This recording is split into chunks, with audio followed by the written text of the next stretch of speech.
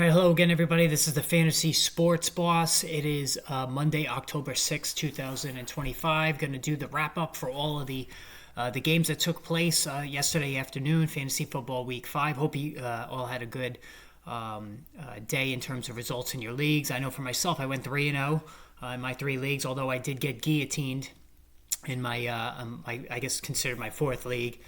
Got guillotined in week 5, so that was kind of a bummer. But going to go over, everything that took place yesterday outside of the early game, which we discussed a little bit earlier. And it's just, again, another crazy week. And the theme, too, this week, the injuries weren't really as prevalent as they were the first 4 weeks of the season. Thank goodness we did have Omari and Hampton suffer an ankle injury. He's in a walking boot, so that bears watching. Another running back going down. And a promising one that really looked like he was set to take off the rest of the season. We're going to have to see what happens there going forward. But we'll start off with the Houston Texans.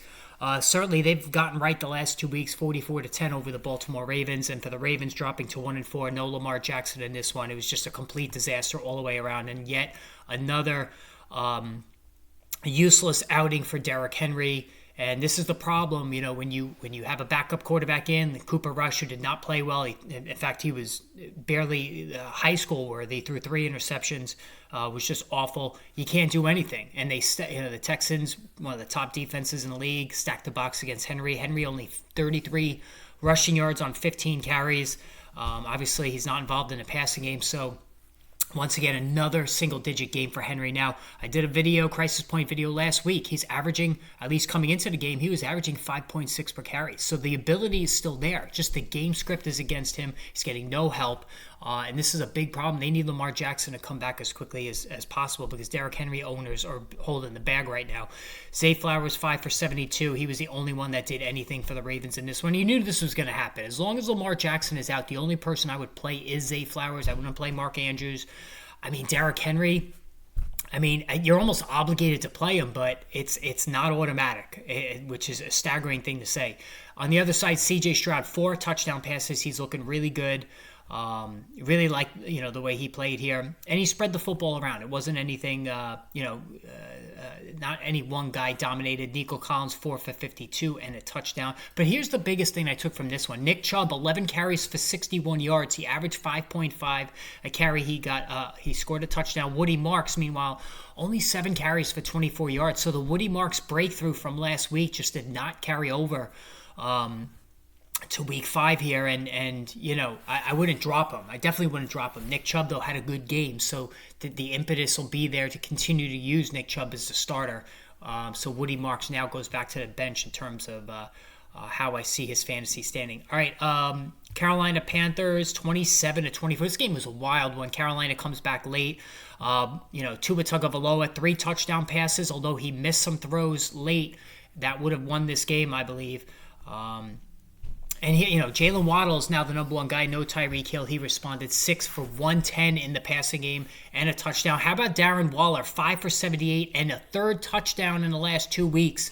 So it's really concentrated between these 2 guys. And if Darren Waller is available, you absolutely pick him up, especially at the needy tight end position. Devin Achane caught 6 passes for 30 yards and another touchdown. Ran for only 16 yards on 10 carries, though. And Devin Achane, was 16 plus PPR points. He's getting it done in the passing game, the running game. Dolphins really struggling to run the football, and they really shouldn't have lost this game. Now, how about this one? The performance of the week outside of maybe Dak Prescott. Rico Dowdle, 23 carries, 206 yards, and a touchdown. He ripped off chunk yardage throughout this game, and that was a plush matchup against Miami, who can't stop anybody on the ground. He averaged 9 yards per carry, caught 3 passes for 28 yards. If you picked him up, and I used Rico Dowdle in one of my leagues, I believe it was 30 plus PPR points, just a crazy number. And the question has to be asked now. Chuba Hubbard wasn't playing well coming in, before he got hurt. Is Dowdle the better option? I think they're going to give Hubbard another week. We'll get to see Dowdle probably start again next week. But man, he was unbelievable in this one. T. McMillan, Tedero McMillan, 6 for 73. I did a video on him yesterday morning. There's not much more he can do. Bryce Young, even though he made some big throws in the second half, won this game. He's just not going to be able to sustain McMillan. McMillan on ability alone is a wide receiver 1, but he just can't get there in this offense. The Denver Broncos, listen, I love Bo Nix. You got to love Bo Nix if you're an NFL fan. The guy has guts, clutch player. Really made some nice throws in this one late. Threw for a touchdown, 242 yards. Cortland Sutton, no show first half, but he was gangbusters the second half, 8 for 99. He's justified everything I said he would be in terms of an investment. If you still hold shares of Evan Engram, I would drop him for Darren Waller, 4 for 33. It's just not happening here. And he's still getting outsnapped by Adam Troutman. J.K. Dobbins, 20 for 79 and a touchdown. He had to work really hard. R.J. Harvey's more involved in the pass game, not doing much in the running game there. All right, Saquon Barkley only got 6 carries in this one. This is a weird script. I know the Denver Broncos run defense is very strong. It was a weird script, though. 6 carries for 30 yards, but Barkley 3 for 58 in the passing game and a score. Devontae Smith was the big one here, 8 for 144. A.J. Brown, 5 for 43. So, Dallas Goedert caught 3 passes. 1 went for a touchdown. Jalen Hurts, 20-plus fantasy points. So Hurts is getting his. But the receivers, big game for Devontae Smith, but A.J. Brown's still lagging behind. I just don't like this passing offense here by any means. It's just, especially with A.J. Brown, the numbers just continue to disappoint there. Dallas Cowboys, 37-22. This is a fantasy football special here in many different ways. So Dak Prescott throws for 4 touchdowns, all right, without CeeDee Lamb. Dak Prescott, to me, is playing at an MVP level. He's not going to win the MVP.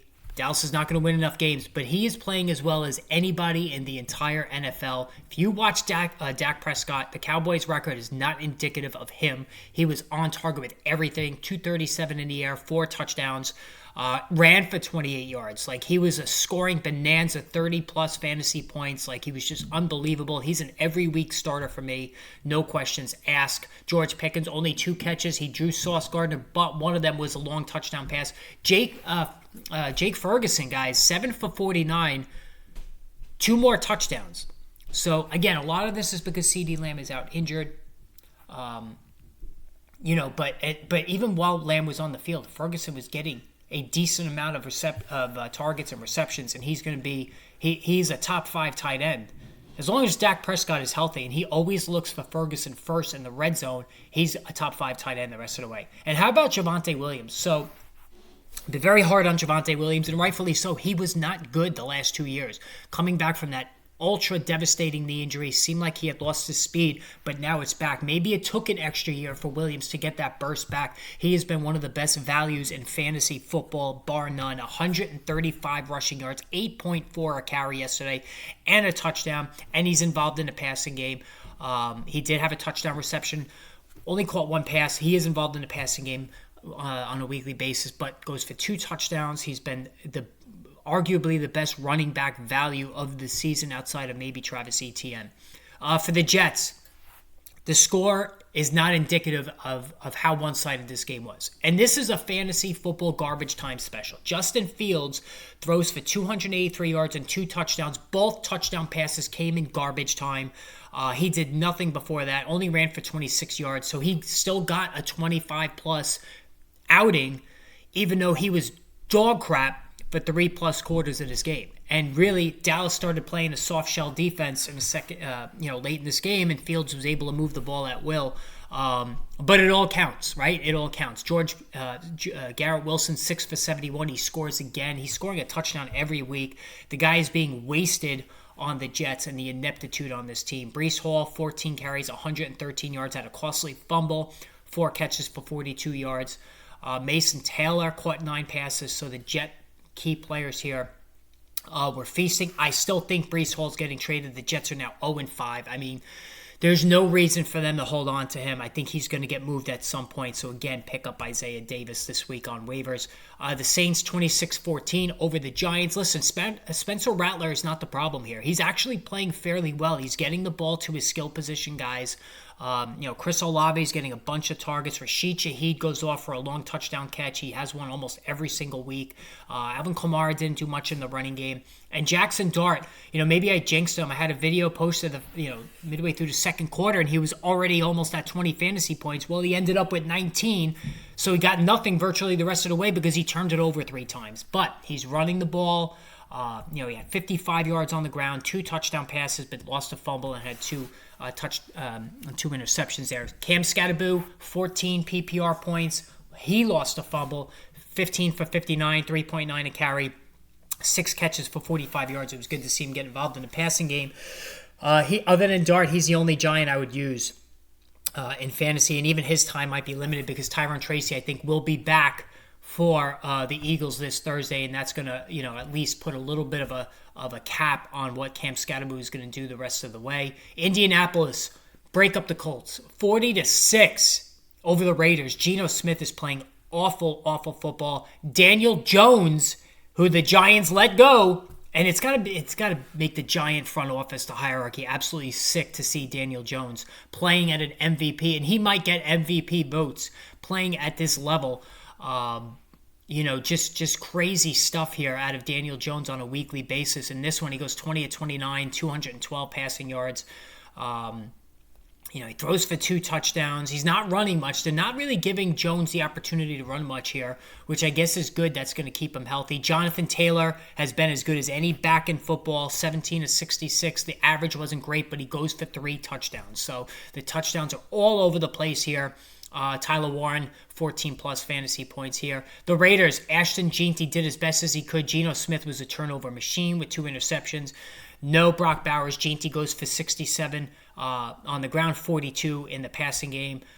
So he's starting to get his numbers now. He's churning out those numbers on a weekly basis, but still, the Raiders are so inept that it's going to, Jeanty will still have his big weeks, but it's putting a cap on what he can do on a weekly basis. Tampa Bay, 38-35 over Seattle. If you picked up Sam Darnold with the bye weeks here, you had the pickup of the week. Sam Darnold throws for 5 touchdown passes. He did throw a late pick though, so he still does Sam Darnold things from time to time. 4 touchdown passes. Zach Charbonnet had the other one. And throws a costly pick. The running back division still remains here with Kenneth Walker and Charbonnet. Walker 10 carries for 86, Charbonnet 9 for 36. They want to use Charbonnet. Even though Walker averaged 8.6 to Charbonnet's 4, Charbonnet gets the goal line work, and he made good on it as he scores a touchdown. Jackson Smith and Jigba 8 for 132. If you were offered Jamar Chase straight up for Jackson Smith and Jigba, you turn it down. I mean, I don't think there's any question. Smith and Jigba, as good as it gets right now in the NFL. He's the real deal. Tampa Bay, 38-35.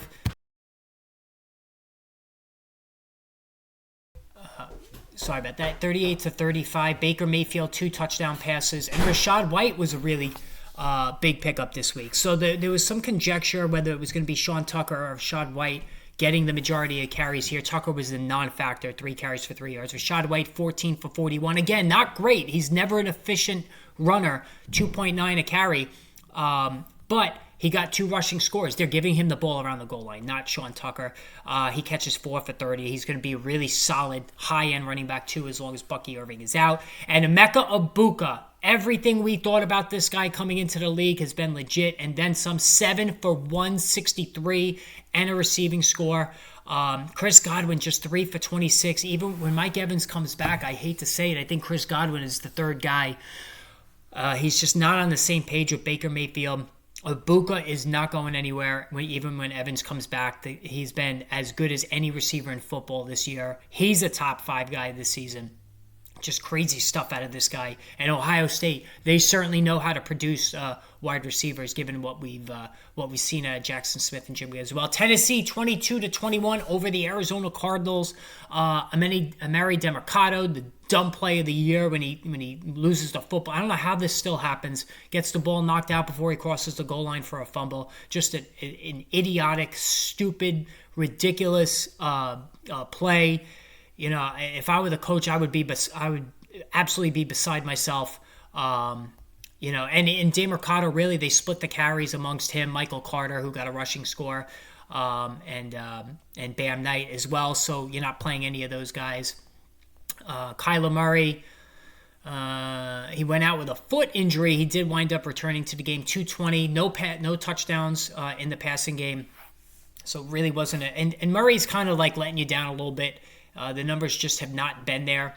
He got the 5 for 41 to Trey McBride, 4 for 98, Marvin Harrison, who's playing a little bit better. Murray ran for 25 yards, did have a rushing score to save his day. Michael Carter, though, 18 carries for 51 yards. He was ineffective, but he got a rushing score. Murray DeMercado, 3 for 81, but the stupid bonehead fumble late in that one.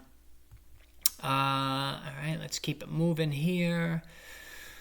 All right, Detroit, 37-24 over Cincinnati. I mean, Jake Browning, once again, was absolutely horrendous in this one, but he saves face with a couple of late touchdown throws to Jamar Chase. And Jamar Chase owners had to be doing cartwheels, considering how bad things had gotten lately with, ever since Joe Burrow goes out. 6 for 110 and 2 scores for Chase. T. Higgins, 3 for 22. He does score, but Higgins is nothing but a flex at this point.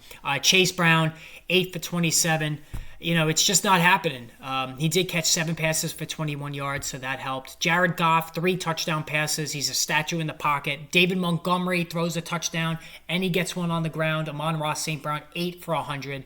So just another typical excellent day for Amon-Ra St. Brown. So anyway, guys, so that's it for all the action there. Hope you guys enjoyed Fantasy Football Week 5. We do have a Monday night game, Kansas City and Jacksonville tonight. We'll talk about that tomorrow morning. So hit the subscribe button. Of course, more Crisis Point videos later on today and status report videos. So make sure you look for that. We will chat soon.